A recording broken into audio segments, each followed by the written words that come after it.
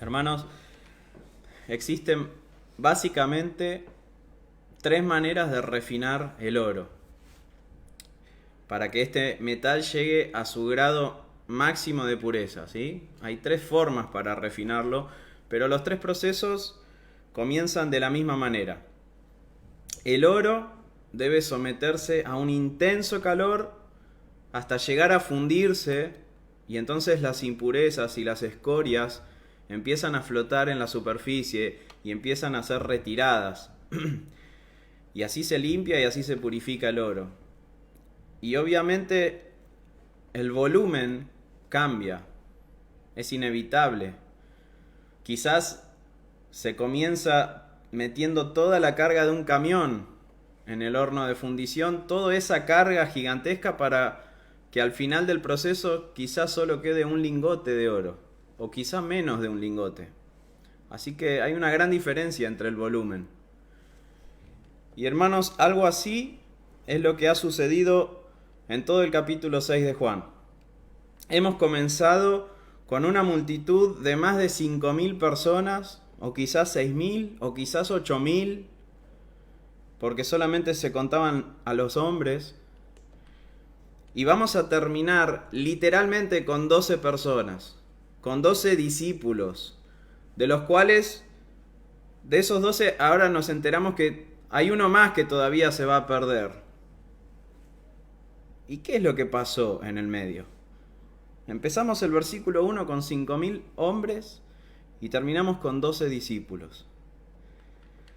Bueno, cuando Jesús percibió, como ustedes se acordarán, todos los hermanos fieles que siguen la serie, cuando Jesús percibió que no lo buscaban para reconocerlo como el Señor, como el Mesías, como el Dios encarnado, el Salvador del mundo, cuando Él percibió que para lo único que estaban desesperados en encontrarlos era para encontrar un desayuno gratis, entonces Él comienza a reprenderlos con severidad.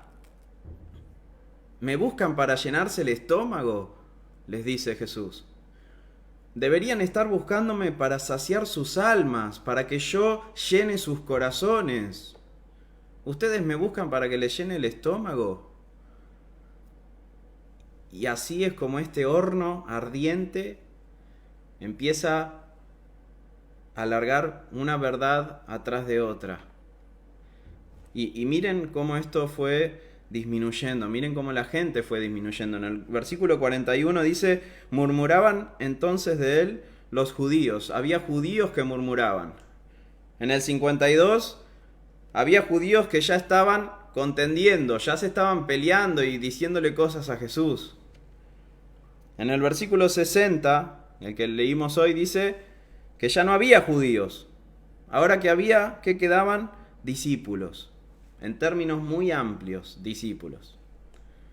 Y en el versículo 67, dijo entonces Jesús a los 12. Los 12 quedaron. A lo largo de este capítulo, y tomando como ilustración el ejemplo del pan, el ejemplo del maná que había descendido del cielo, el símbolo de la vida que era para los judíos el pan, Jesús toma como ejemplo ese pan y Jesús le dice a lo largo de este capítulo a la gente una y otra vez, básicamente 4 cosas, 4 puntos que los va repitiendo y los va repitiendo y va martillando estas verdades una y otra vez. Les dice a esta multitud, 1, que Él había descendido del cielo, que Él había sido enviado por Dios desde el cielo. En segundo lugar, les dice que Él era el único capaz de proveer la salvación, la vida eterna, la plenitud de la vida. El único, solo Él podía hacerlo. En tercer lugar, les dice una y otra vez que Él vino a darle definitivamente esa vida. ¿A quiénes? A aquellos que el Padre le dio. Una y otra vez. A aquellos que el Padre me dio. Para ellos esa vida estaba asegurada. Y en último, en cuarto lugar, que la única forma de obtener esa vida, de obtener esa salvación, esa vida eterna, era comiendo su carne, lo que en términos espirituales significa venir a Él en arrepentimiento. Él les dice en el versículo 35, yo soy el pan de vida, el que a mí viene nunca tendrá hambre. ¿Sí? Había que comer eso. Y el que en mí cree no tendrá sed jamás. O sea, había que beber su sangre y comer su carne. Había que venir a Él y creer en Él. Es lo que le dice. Esa es la única manera de obtener esa vida eterna, esa plenitud de vida, esa salvación. Pero como hemos escuchado en los sermones anteriores, ¿cómo podrían personas que están muertas espiritualmente, según Efesios 2, según Colosenses 2, cómo podrían estas personas entender el lenguaje espiritual de Jesús? Ellos entendieron todo de manera literal. Ellos se preguntaban, ¿cómo es que este dice que descendió del cielo? Si nosotros conocemos a su mamá, conocemos a su papá, a sus hermanos. Todavía no se había inventado el paracaidismo, así que tampoco podían especular, no, capaz que se tiró de un avión, por eso dice que descendió del cielo. Lo entendían todo de manera literal. Y cuando Jesús les dice que debían comer su carne y beber su sangre, ellos les repugnaba porque ellos estaban imaginando que Jesús les estaba proponiendo que el canibalismo es el camino a la salvación. Jesús estaba anunciando buenas noticias, les estaba predicando el Evangelio, pero el Evangelio para ellos era un escándalo. Y esto es lo que dice Pablo en los Corintios. Pablo dice que la palabra de la cruz es locura a los que se pierden. Esta era la palabra de la cruz, porque Jesús les estaba diciendo, el que come mi carne y bebe mi sangre, yo voy a morir, yo voy a dar mi cuerpo en sacrificio y ustedes deben creer en mí. Era la palabra de la cruz, pero para los que se pierden es una locura. No lo pueden entender, no lo pueden discernir. Así, pareciera que estos judíos buscadores de milagros desaparecieron de la escena, se fueron yendo. Y se quedaron aquellos que se identificaban con Jesús como discípulos, pero en términos muy amplios, ¿sí? Como discípulos, seguidores de Jesús.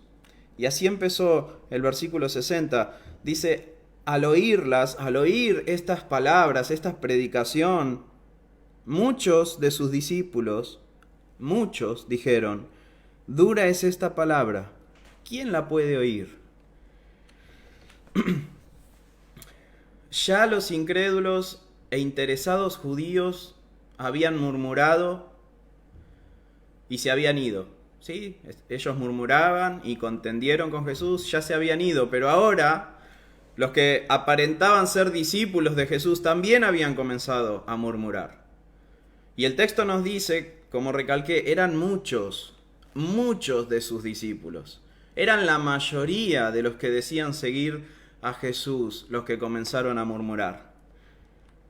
Y estos discípulos se habían ofendido por las palabras de Jesús. Y no solamente por sus palabras, hermanos, sino por el tono en el que Jesús dijo todas estas cosas. De verdad, Jesús, yo ya lo había recalcado en un sermón anterior, de que el tono en el que Jesús dice todas estas cosas, a veces nos imaginamos a un Jesús tan amoroso, tierno, que no lo podemos ver ofendido, como en este caso. Pero todas las expresiones en el griego que usa Jesús son todas ásperas, todas durísimas.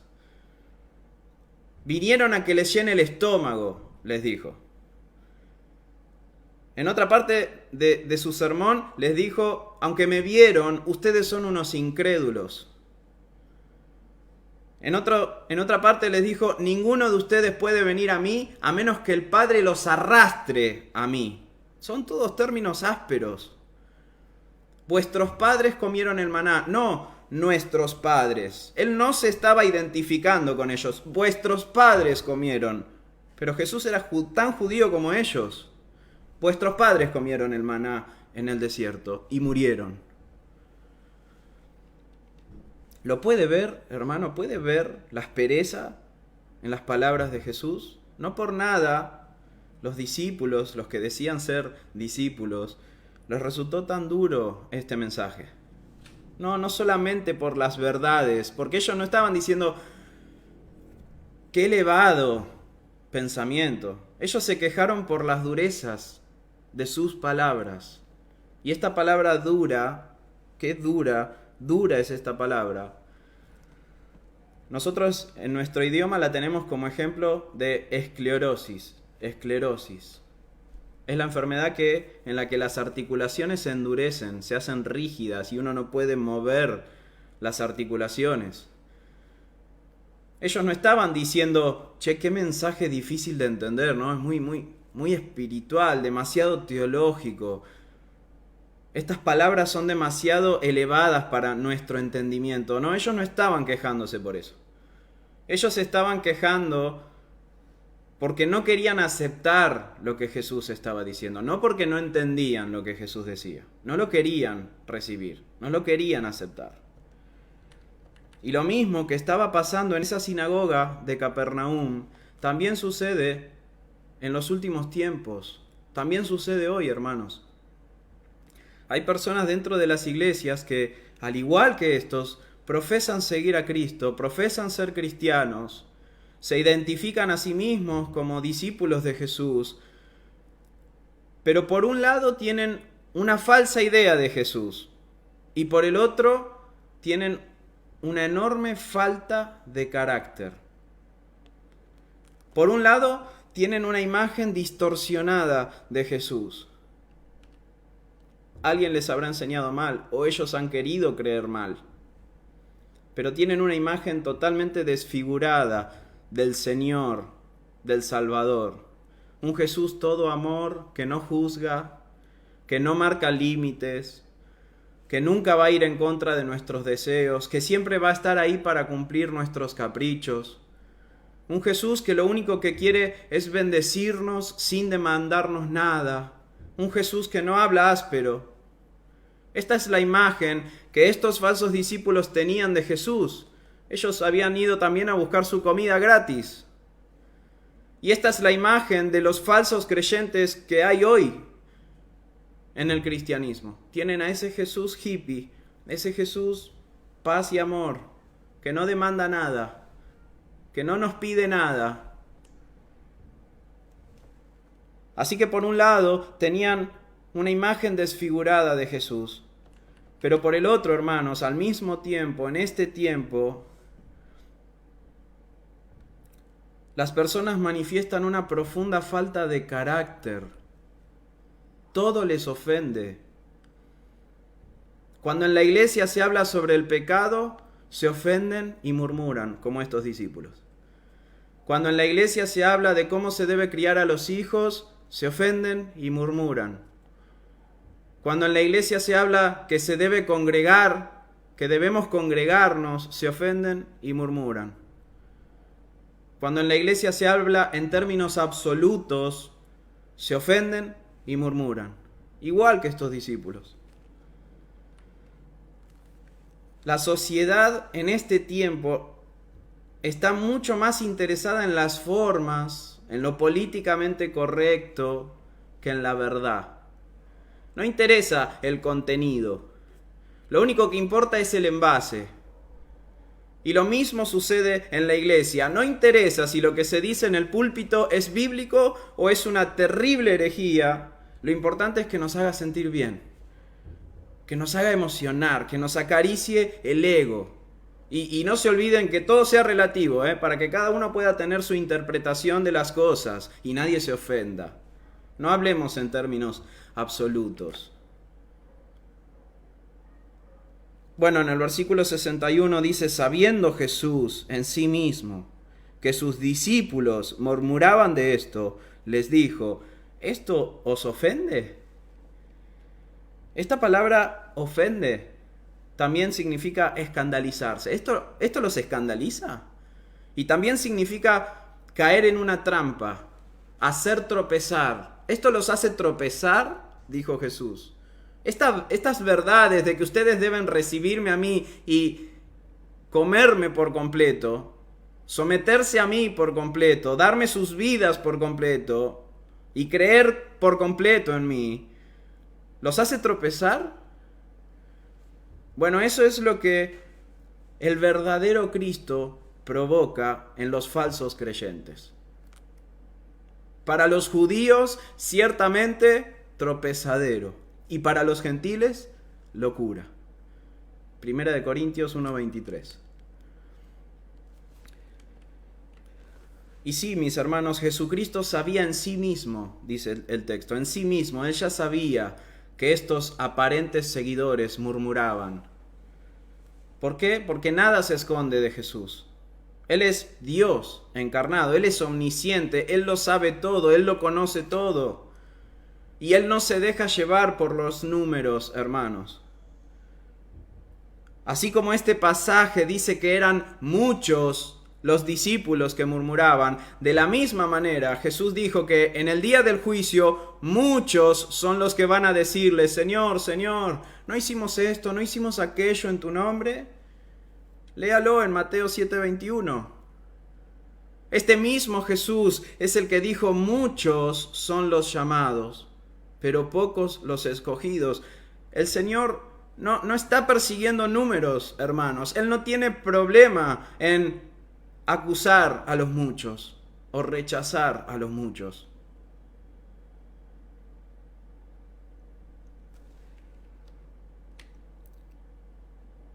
Sigue Jesús diciendo: ¿esto los ofende? Pues qué, si viereis al Hijo del Hombre subir donde estaba primero. El Espíritu es el que da vida. La carne para nada aprovecha. Las palabras que yo os he hablado son espíritu y son vida. Pero hay algunos de ustedes que no creen. Porque Jesús sabía desde el principio quiénes eran los que no creían y quién le había de entregar. Y entonces les dijo: por eso os he dicho que ninguno puede venir a mí si no le fuere dado del Padre. Era una acusación, hermanos, acuérdense, estos eran seguidores de Jesús, habían ido con Él, pero Él les está diciendo: ninguno puede venir a mí si el Padre no los trae. Estos discípulos habían visto las señales que Jesús hacía, habían escuchado de los testigos de Jesús, Juan el Bautista, Moisés, las Escrituras, las obras, pero seguían sin creer que Él había descendido del cielo, que Él había sido enviado por Dios. Y si seguían sin creer en eso, que ya les había sido revelado, ¿por qué iban a creer en Él si lo veían ascender al cielo? Les está diciendo Jesús. Estos que se hacían identificar como discípulos de Jesús eran totalmente incrédulos. Hay algunos de ustedes que no creen. Ni siquiera les dice hombres de poca fe, no, directamente no creen, les dijo. Pero Jesús, en su omnisciencia, no solamente sabía que eran incrédulos, no solamente sabía que no creían, además sabía que esa incredulidad era irremediable. No es que solamente no creían, no iban a creer en Él. Por más que Jesús ascienda a los cielos, por más que se le muestren todas y cada una de las señales, la incredulidad de estos falsos discípulos era irremediable. ¿Y por qué? ¿Por qué era irremediable? Porque no dependía de ellos. Porque ellos no podían producir la fe que salva por sí mismos. Por eso Jesús les dice: porque ninguno puede venir a mí en fe si no le fuere dado del Padre. En 2 de Tesalonicenses 3:2 leemos esto, que Pablo le dice a los tesalonicenses: no es de todos la fe. No es de todos la fe. ¿Y de quién es? ¿Para quién es? Bueno, en Filipenses 1:29 nos dice que Dios nos ha concedido que creamos en Él. Es Dios quien concede esa fe verdadera, esa fe que salva. En Efesios también leemos que la fe es un don de Dios para que nadie se gloríe. Es Dios quien da la fe que salva, hermanos. Lo hemos visto una y otra vez a lo largo de todos estos capítulos con distintas expresiones, ¿sí? No leemos Dios da la fe que salva en un versículo específico, pero todas las cosas que se nos dicen con respecto a la salvación apuntan a eso. Miren, dice Juan 1 que los verdaderos creyentes son engendrados por la voluntad de Dios, no la de los hombres. En el 1:13. Dice que son llamados irresistiblemente por Cristo, como Jesús llamó a Natanael en el 2:48. Son nacidos de nuevo por el Espíritu. El Espíritu los hace nacer de arriba. Son buscados por el Padre para que le adoren. El Padre es el que los busca para que le adoren. Son arrastrados por la voluntad del Padre, dijo Jesús. Ninguno puede venir a mí si el Padre que me envió no le arrastrare, esa palabra preferida de Jorge. Y ahora Jesús dice, el Espíritu es el que da vida y mis palabras son espíritu y son vida. O sea, ustedes no pueden generar la vida, ustedes no pueden generar la fe. Es por mi palabra. Mis palabras son espíritu y son vida. Es Él quien produce la fe que salva por medio de su palabra. Leemos en Romanos, así que la fe es por el oír, no por mi capacidad. Por el oír, viene de afuera.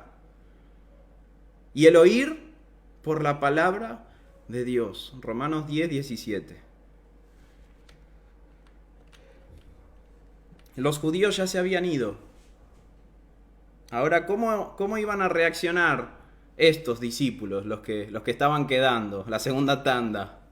Dice el versículo 66, desde entonces muchos de sus discípulos volvieron atrás y ya no andaban con él. Desde entonces, mejor traducido es como resultado de esto, a partir de este hecho, a partir de este preciso momento en el que Jesús termina de hablar, muchos de sus discípulos volvieron atrás. Otra vez aparece esta palabra, muchos. Otra vez esos muchos que se hacían llamar seguidores de Jesús, ¿qué hicieron? Se volvieron atrás y ya no andaban con él. Y el tiempo verbal en estas expresiones es que se apartaron definitivamente, se apartaron para nunca más volver. Se volvieron a su antigua vida, a sus viejas costumbres. Volvieron a poner en práctica lo que nunca habían dejado de ser. Pero antes de irse, encontraron la excusa perfecta. ¿Qué le dijeron? Dura es esta palabra. ¿Quién la puede oír? Igual que hoy, hermanos. Muchos dejan iglesias sanas donde se predica y se intenta practicar la verdad para volverse de lleno al mundo a recuperar el tiempo perdido supuestamente. Y lo peor de todo, hermanos, es que se sienten totalmente justificados a volverse al mundo porque encontraron alguna excusa. Me ofendieron. Me abrieron la Biblia. Se metieron en mi vida. No me saludaron. No me atendieron bien. Me mostraron la puerta. Pero Jesús no les dijo a estos que se estaban yendo, ¡hey, por favor! No me dejen, los necesito. Era un chiste, no se enojen, vengan, no me hagan caso. Para nada. No necesitaba hacerlo, porque él sabía perfectamente a quienes el Padre le había dado. Y para que quede clara la enorme diferencia que existe entre los verdaderos y los falsos creyentes, el Señor también le mostró la puerta a los verdaderos. Y les dice en el 67, Jesús a los 12, ¿queréis acaso iros también vosotros? ¿Quieren irse ustedes también? Los falsos discípulos se volvieron atrás. Y Juan en su primera carta habla de esta clase de personas. Él dice, salieron de nosotros, eran discípulos, pero no eran de nosotros. Porque si hubiesen sido de nosotros, habrían permanecido con nosotros. Pero salieron para que se manifestase que no todos son de nosotros. Permanecer es la marca de un discípulo. Pero estos salieron, se fueron, se apartaron, al igual que hoy. Los verdaderos discípulos reaccionan de una manera totalmente diferente a lo que hicieron estos discípulos que se fueron. Pedro le responde a Jesús en el versículo 68 y le dice, Señor, ¿a quién iremos? Tú tienes palabras de vida eterna. Como siempre, Pedro, ¿no? Es un hermoso discípulo impulsivo. Él toma siempre la palabra en nombre de todos. Pero él muestra la actitud de un verdadero discípulo. ¿A quién iremos, Señor? Tú tienes palabras de vida. Sí, Señor, a nuestra carne también le ofenden la dureza de tus palabras. Sí, Señor, a nuestra carne también quiere rebelarse ante tus demandas. Sí, Señor, no entendemos un montón de cosas que nos estás diciendo. Sí, Señor, también quisiéramos poner excusas para justificar nuestros pecados, pero ¿a quién iremos? Tú eres el Señor. A tu palabra nos sometemos por completo. ¿Qué cree, hermano? ¿Que a Pedro no le dolió como le dolió a los que se fueron? ¿Que Pedro entendía a la perfección? No, hermanos, a él le dolió tanto, para él fue duro también, pero un verdadero discípulo, a diferencia de un falso discípulo, permanece. ¿A dónde iré, Señor? No, yo me quedo con vos. Por más que me duela, por más que seas áspero, por más que me confrontes todo el tiempo con mi pecado, me quedo aquí, porque solo tú tienes palabras de vida. El verdadero discípulo ama la palabra del Señor. Pedro no le dijo a Jesús, ¿a quién iremos, Señor? Solo vos hacés milagros. Solo vos nos das comida gratis. No. El verdadero creyente pone por encima de cualquier bendición terrenal el ser guiado, conducido y alimentado por el Señor y por su palabra. No nos des milagros. No nos des más comida, no nos des nada. Es más, sacanos todo si querés. Solamente hablanos. Tu palabra es vida a nuestra alma. Tu palabra es alimento a nuestro espíritu. Tu palabra es suficiente.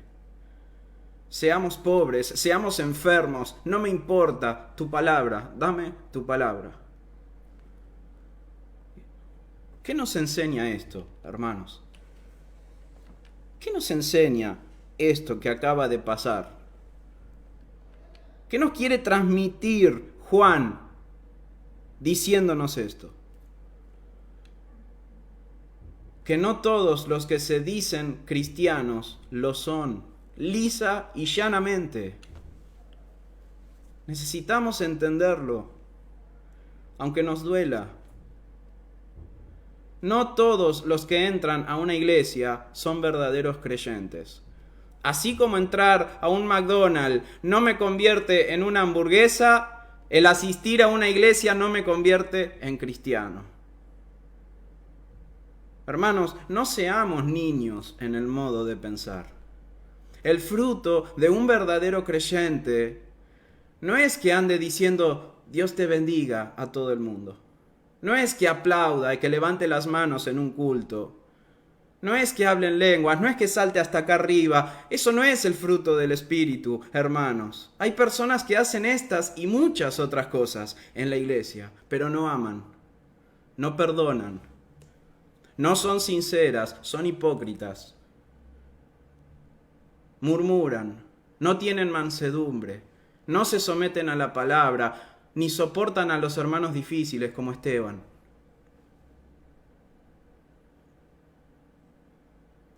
Ahora bien, cuando el escandaloso evangelio de Jesucristo es expuesto, ahí, cuando Jesús comienza a mostrar su soberanía y comienza a hacer demandas de santidad, de amor, de entrega total, de humildad, ahí empiezan las quejas, las excusas, las autojustificaciones, las contiendas, las murmuraciones. ¿Lo ven? Cuando Jesús empezó a exponer su soberanía y las demandas del evangelio, ahí empezaron a murmurar contra él. Lo mismo pasa en las iglesias.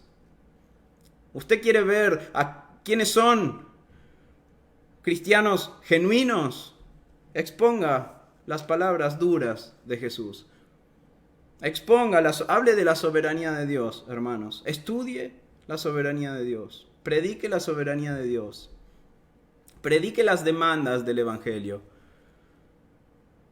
Predique acerca del pecado y la condenación en el infierno. Y ahí va a ver cómo empiezan las quejas, las murmuraciones. Aún de personas que parecen extremadamente espirituales. Al igual que estos muchos que parecían discípulos, debemos entender que hay muchos que hoy parecen discípulos. Parecía tan espiritual, exacto, parecía. Y si Pedro hubiera terminado de hablar ahí, si lo único que hubiese dicho Pedro fuera, ¿a quién iremos, Señor? Tú tienes palabras de vida eterna. Si él se hubiese callado ahí, esto ya sería digno de que nos levantemos y empecemos a aplaudir a Pedro. Gloriosa declaración, Pedro. Bien, Pedro. Bravo, Pedro. Ya está, nada más que agregar. Pero como siempre, nuestro hermanito Pedro se le va un poquito la lengua. Y él le dice, y nosotros hemos creído y conocemos que tú eres el Cristo, el Hijo del Dios viviente. Ay, Pedro, Pedro, Pedro, Pedro. Con razón te llamaron Pedro porque parece que sos bastante cabeza dura, ¿no? Pero así somos todos, hermanos. Todos queremos nuestra cuotita de gloria personal. Todos queremos sentir que en algo hemos contribuido, que en algo hemos ayudado. Nosotros hemos creído y conocemos.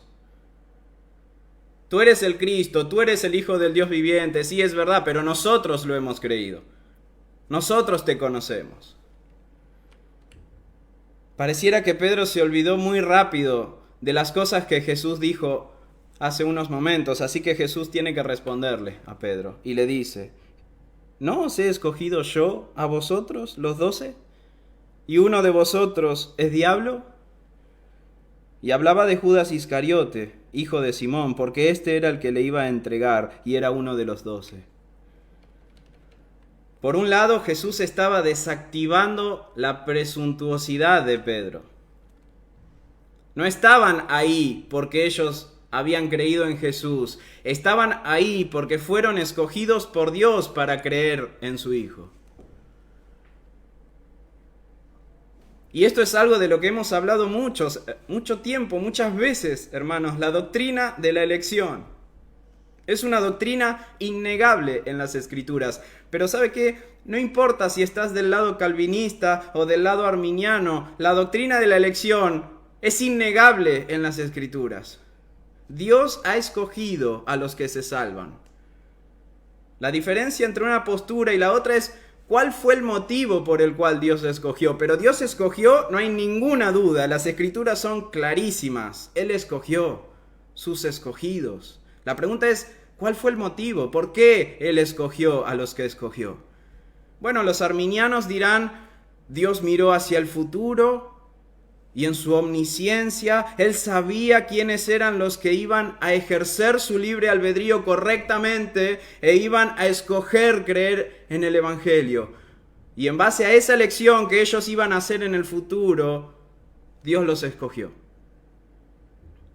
Pero como vemos en este texto y en todas las escrituras, Jesús no le dice a Pedro, claro, Pedro, ustedes creyeron y por eso yo los escogí.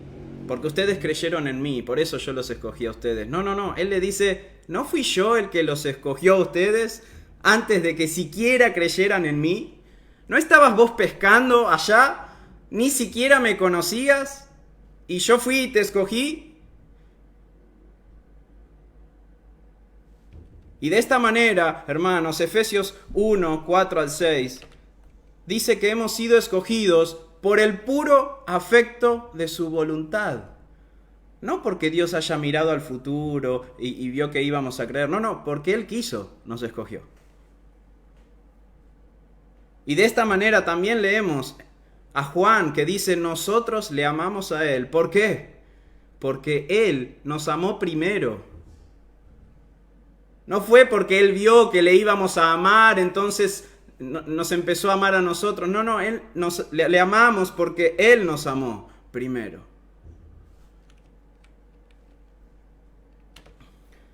Hermanos, Jesús estaba desactivando la presuntuosidad de Pedro por un lado, pero por el otro, Jesús está mostrándole a sus discípulos que aunque Pedro agarre ¿cómo se dice? La posta por todos, Jesús conocía las intenciones del corazón de cada uno. Judas también se había quedado con ellos, aún después de estas palabras tan duras. Y los 11 podrían llegar a pensar, bueno, Judas también es uno de nosotros. Pero no era así. Aún en ese círculo tan íntimo todavía quedaba un traidor. Todavía había un desertor entre ellos. Y Jesús lo conocía. Pero había permitido que así sea. ¿Y para qué? ¿Por qué Jesús no le dijo a Judas que se fuera con el resto de los falsos discípulos que había ahí, si él era un falso discípulo también? En primer lugar, hermanos, Dios permitió que Judas esté ahí y permanezca ahí hasta el fin del ministerio de Jesús, porque todo lo que Dios hace es para su gloria. Y aunque Él no es el creador del mal y del pecado, Dios en su soberanía, de una manera que no podemos comprender, Dios dirige y controla la maldad para su propia gloria. Dice Proverbios 16:4, todas las cosas ha hecho Jehová para sí mismo, y aún al impío para el día malo. Dios no creó la maldad en Satanás, pero cuando Satanás viene a hacer sus fechorías, Él lo dirige de una manera que termina glorificando a Dios. En segundo lugar, hermanos, porque el Señor Jesús quiere que los suyos, los verdaderos, estén continuamente examinándose a sí mismos y examinando a aquellos que se hacen llamar discípulos de Jesús. En Marcos 14, cuando estaban en la última cena, dice en el versículo 18, y cuando se sentaron a la mesa mientras comían, dijo Jesús, de cierto os digo que uno de ustedes que come conmigo me va a entregar. Entonces ellos comenzaron a entristecerse y a decirle uno por uno, ¿seré yo, Señor? ¿Seré yo? Y el otro, ¿seré yo? Dios ha permitido que dentro de las filas haya algunos Judas para que la iglesia esté continuamente examinándose.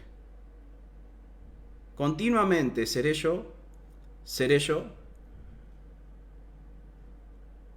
En tercer lugar, hermanos, Dios permite más de una vez que que entre las filas de sus discípulos aquí en la tierra se introduzcan encubiertamente enemigos de su reino. ¿Con qué fin? ¿Por qué Dios permitiría algo así? Porque Dios quiere entrenar el discernimiento y el carácter de los verdaderos discípulos, a la vez que para arrastrar hacia afuera a los falsos creyentes. Hermanos, ¿sabe por qué existe Maldonado? ¿Sabe por qué existe Cash Luna? ¿Saben por qué tanta gente lo sigue? Porque Dios está derramando su ira sobre los que lo siguen. Para que no se conviertan. Para que oyendo no vean, no oigan, y viendo no vean y se arrepientan. Y así es como Dios permite que Judas entren en las filas del cristianismo.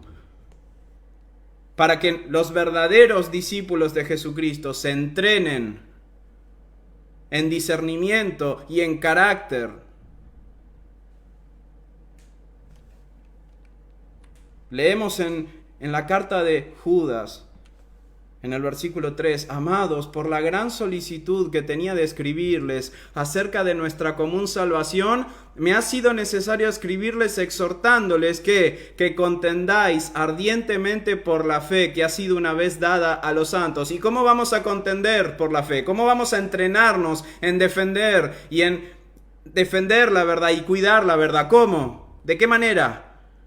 Versículo 4, porque algunos hombres han entrado encubiertamente, los que desde antes habían sido destinados para esta condenación, hombres impíos, que convierten en libertinaje la gracia de nuestro Dios y niegan a Dios, el único soberano, y a nuestro Señor Jesucristo. Hermanos, si estas personas, si esta clase de impíos no estuviesen dentro de las filas de la iglesia, no nos entrenaríamos. No ejerceríamos la responsabilidad de ser columnas y baluartes de la verdad. Por eso Dios permite esto dentro de la iglesia. Y en cuarto lugar, hermanos, ¿por qué hay un Judas ahí? Porque las Escrituras lo habían anunciado. Y Cristo vino a cumplir total y absolutamente la palabra de Dios. La oración de Jesús al final de este evangelio dice: cuando estaba con ellos en el mundo, yo los guardaba en tu nombre. A los que me diste, yo los guardé, y ninguno de ellos se perdió, sino el hijo de perdición, Judas. ¿Para qué? Para que la Escritura se cumpliese. Hermanos, Judas traicionó a Jesús, y Jesús murió y resucitó y ascendió a los cielos. Y podríamos pensar que ya no hacen falta Judas en esta tierra, porque Jesús ya está en el cielo, esperándonos para regresar a buscarnos. Ya no está en la tierra, pero esto no es así. Ahora está la iglesia en la tierra, y la iglesia es el cuerpo de ese Cristo que está en el cielo. Todavía existen los Judas. El mayor problema de la iglesia no está en el mundo, hermanos, está dentro de las filas de la iglesia. Está en aquellos que como Judas aparentan ser de los nuestros, pero son enemigos de la cruz de Cristo. Cuando Pablo le escribe a los tesalonicenses en su segunda carta acerca de la gran señal que marcaría el fin, él dice que el fin, el anticristo, tiene que venir, pero primero, que el Señor va a venir, pero primero va a venir la apostasía. Y nuevamente trae este término que utilizó Jesús en su oración. Pablo les dice a los tesalonicenses: nadie los engañe en ninguna manera, porque no vendrá el Señor sin que antes venga la apostasía y se manifieste el hombre de pecado, el hijo de perdición. ¿Cuál es la marca de los últimos tiempos? La iglesia estará llena de Judas. Se amontonarán maestros conforme a sus propias concupiscencias, que apartarán de la verdad el oído y se volverán a las fábulas. Sabemos que estos tiempos finales han llegado porque el cristianismo está plagado de falsos profetas, de falsos maestros, de falsos hermanos, de asalariados, de obreros fraudulentos, de lobos rapaces, entre muchos otros términos que se usan en el Nuevo Testamento. Estamos muy cerca del fin, hermanos. La apostasía es acá, ahora. Y la iglesia debe permanecer alerta, velando y orando en todo tiempo. Y Dios permite esto para que siempre nos encontremos velando y orando hasta la gloriosa venida de nuestro Señor Jesucristo.